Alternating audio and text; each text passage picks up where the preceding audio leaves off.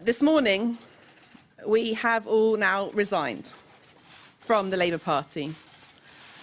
This has been a very difficult, painful, but necessary decision. And Nigel is going to come to your house and he's going to pay your energy bills and those of everyone who live on your street for an entire year.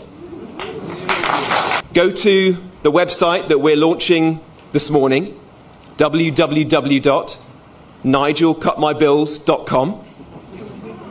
You'll see our plan to bring down people's bills there, how we're going to... Nigel Farage and Reform UK are coming for your energy bills. But is it real or just a very clever stunt? Let's be honest. When a politician knocks on your door promising to pay your energy bills, your first instinct should not be gratitude, it should be suspicion. And today, that instinct might just be your most valuable political tool. Stay with me, because this one is genuinely fascinating, and it gets more layered the deeper you go. Welcome back to British Energy, the channel where we cut through the noise, call out the theater, and give you the kind of political analysis that actually respects your intelligence. If you are new here, do yourself a favor and hit that subscribe button right now. We cover UK energy politics with the seriousness it deserves, and trust me, you are going to want to be here for what is coming. So, Past two. Now, Reform UK plan to cut annual household energy bills by at least 200 quid by eliminating VAT and green levies. That would be a start, wouldn't it? The policy was announced by Treasury spokesman Robert Jenrick earlier today. Let's speak to him now. Robert Jenrick, good afternoon to you. Good afternoon. Nice to have you with us as ever, Robert. So tell us more about this 200 quid. I mean, it's a start. I'm sure you'd like to go even further, but tell us a little more about what you announced today. Well, look, everybody is sick of the rising bills, whether it's groceries when they go to the supermarket, fuel when they fill up their car, or the energy bills that people are facing right now. They just seem to be going up and up and up, and it's got to come to an end. So what we're proposing is two big things. Firstly, we're going to scrap the heating tax, which is the VAT that you pay on domestic fuel.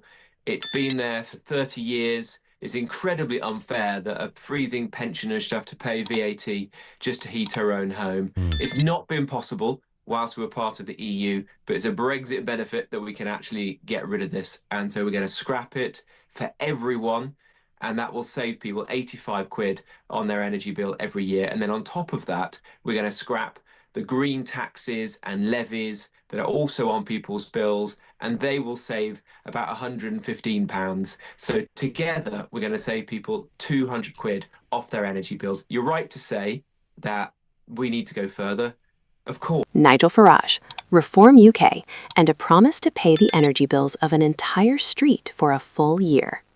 Yes, you read that correctly.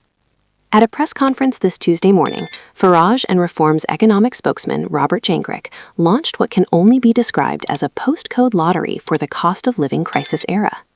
They have set up a website, and no, we are not joking, it is called www.nigelcutmybills.com, where voters can enter a prize draw. One lucky winner gets Nigel on their doorstep, check in hand, covering their energy bills and those of every single neighbor on their street for 12 months. The terms cap the giveaway at £3,500 per property, which, given where energy prices are heading, is not as generous as it first sounds, but we will get to that. Now, before we dissect the politics, let's acknowledge the context, because this does not exist in a vacuum. Britain is in the middle of a genuine energy emergency. Iran has blockaded the Strait of Hormuz, a choke point through which 20% of the world's oil and gas passes, and the consequences are landing directly on your bill. Prices have surged. Households that were already struggling after years of elevated costs are now facing another round of pain. The political pressure on every party is immense, and Reform, with characteristic theatrical instinct, has decided to lean into it as hard as possible. Just last week, they commandeered a petrol station in Derbyshire to offer cut-price fuel for the day. This week, it's energy bills. Farage and his team are conducting something of a populist roadshow, and it is, whatever you think of the politics, undeniably effective at generating headlines. But here's where it gets interesting. Alongside the prize draw, Jenrick announced an actual policy proposal. Reform says it would cut annual household energy bills by £200. The mechanism? scrap the 5% VAT on energy bills, saving the average household around £85, and strip out green levies, bringing costs down by a further £115. Farage was particularly eager to remind everyone that removing VAT on domestic energy is only possible, he claims, because Britain left the European Union. A Brexit bonus, he called it, with the kind of satisfaction only Nigel Farage can muster when he says the words Brexit bonus. And here is where we must be fair to reform, even if we are also going to be rigorous. The VAT argument has a legitimate history. When Keir Starmer and Rachel Reeves were in opposition back in 2022, they supported cutting VAT on energy bills as an emergency measure. So this is not fringe territory. It is a policy with cross-party precedent, even if the timing and framing here is pure reform theater. The Green Levies argument, however, is considerably more contentious. Reform has pledged that if it gains power at the next general election, it will abolish all green and clean power targets, including the legally binding commitment for the UK to reach net zero by 2050, a target enshrined in law under the Conservatives in 2019 and upheld by successive Labour governments. Farage's position is unambiguous. Net zero, in his view, is driving bills higher and punishing working people.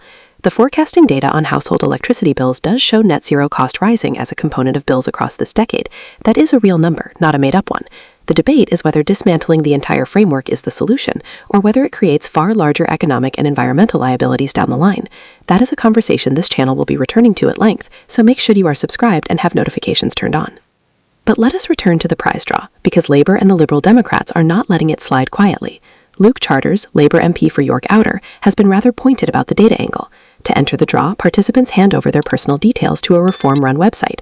Charter's implication is clear. This is not purely altruism, it is a data harvesting exercise dressed up as generosity. Anna Turley, the Labour Party chairman, pivoted to the energy price cap, noting that the average bill is set to fall by £150 between April and July anyway. James McClary of the Liberal Democrats went rather further, calling the behaviour more suited to corrupt regimes than British democracy, and accusing reform of undermining democratic norms with political stunts. Reform, for its part, insists the competition does not breach electoral law. That may well be true, legally speaking, but legality and good faith are not always the same thing, and voters are entitled to ask questions. What is this actually costing reform? The party raised £5.5 million in the final quarter of last year, and it is spending some of that on these high-visibility giveaways. The petrol station stunt, the energy bill lottery, these are funded from donor money, and they are deliberately designed to go viral, to dominate news cycles, and to position Reform as the only party that genuinely understands the financial pain of ordinary British households. Whether you find that inspiring or cynical probably tells you something about where you already sit politically. But the smarter question is not whether Farage is sincere, it is whether the policy substance holds up, and whether Reform's broader energy platform would actually deliver relief at scale, or simply dismantle frameworks that, for all their imperfections, are trying to solve a longer-term problem. We are going to be digging into exactly that in the weeks ahead. What does abandoning net zero actually mean for British energy security? What happens to bills if green investment collapses? And is the £200 saving Reform is promising even the right number to be talking about when the structural costs on your bill are already forecast to climb significantly through to 2031? Those are the questions that matter, and they are the questions this channel exists to answer, properly, without the spin, and without treating you like you can't handle the complexity. This is British Energy. If this kind of analysis is what you have been looking for, then subscribe. It genuinely helps us keep doing this work, and there is a great deal more coming. Stick around, take a breath, stay informed, and we'll see you in the next one.